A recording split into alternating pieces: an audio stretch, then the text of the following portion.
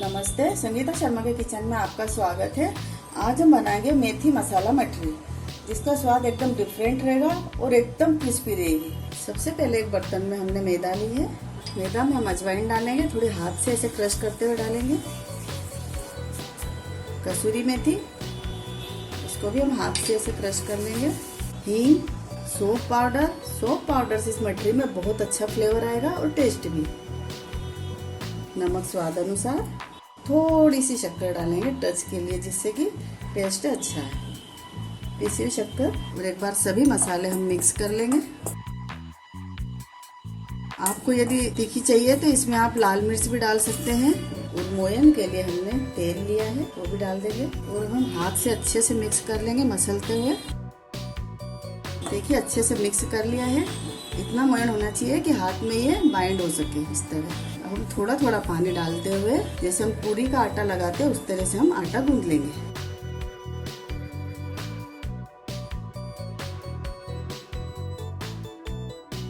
आटा गूंथ के तैयार हो गया है। अब हम छोटी छोटी सी लोइयां तोड़ लेंगे।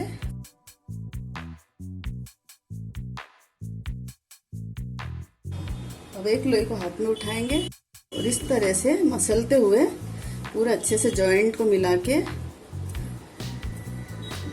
और इस तरह से हम चपटी कर लेंगे।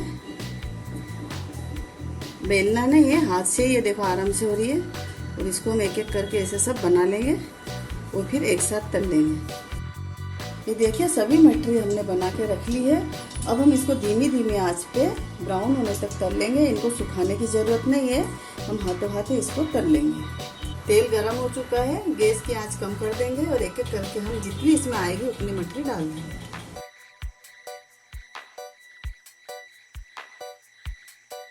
एकदम धीमी धीमी आंच पे ही सेकें ताकि अंदर तक ही अच्छे से सिक जाए। बीच बीच में इनको पलटते रहना है। इस मठरी को आप कंटेनर में भर के रख सकते हैं और जब मन चाहे जब आप चाय के साथ खा सकते हैं।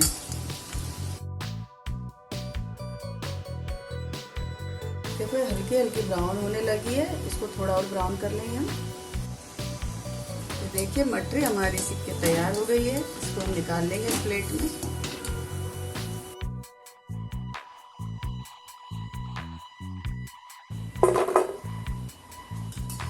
बाकी की मठरियों को भी हम तल लेंगे। बहुत ज़्यादा क्रिस्पी बनी है, देखो तोड़ के बताती हूँ मैं।